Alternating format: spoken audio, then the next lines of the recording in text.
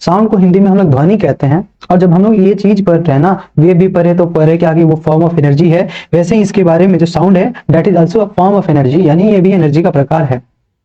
उसके बाद क्या होता है, एनर्जी का प्रकार तो हमने जान लिया, ठीक है। उसके बाद ये एक टाइप का वाइब्रेशन है जो ट्रैवल करता है, कैसे, तो मैकेनिकल वेव के रूप में ट्रैवल करता है, ठीक है।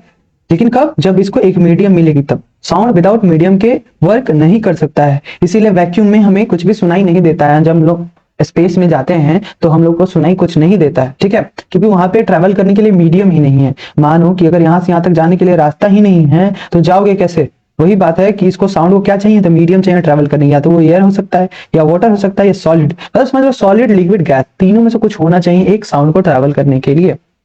अब तीसरी बात, ये बनती कैसे है, तो उसके लिए कहते हैं कि कब बनेगी, जब ऑब्जेक्ट वाइब्रेट करेगा, ठीक है।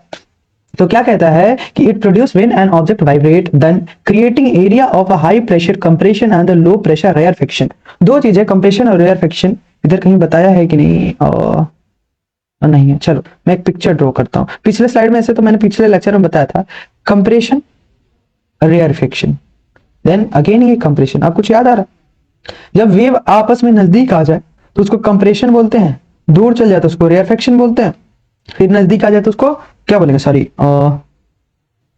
उसको हम लोग नाम देंगे कंप्रेशन का, ठीक है, कंप्रेशन। देन ये चीज समझ में आई होगी, कब प्रोड्यूस होगा, जब ऑब्जेक्ट वाइब्रेट करेगा, और उसकी वजह से क्या होगा, हाई प्रेशर क्रिएट होगा और लो प्रेशर क्रिएट होगा, और that is called compression and rarefaction respectively, ठीक है। तो उसके बाद क्या कहता है, it is perceived by human ear as an audible sensation. इसको हम लोग अपने कान से फील कर सकते हैं, इसीलिए इसको ऑडिबल सेंसेशन नाम भी दिया गया है।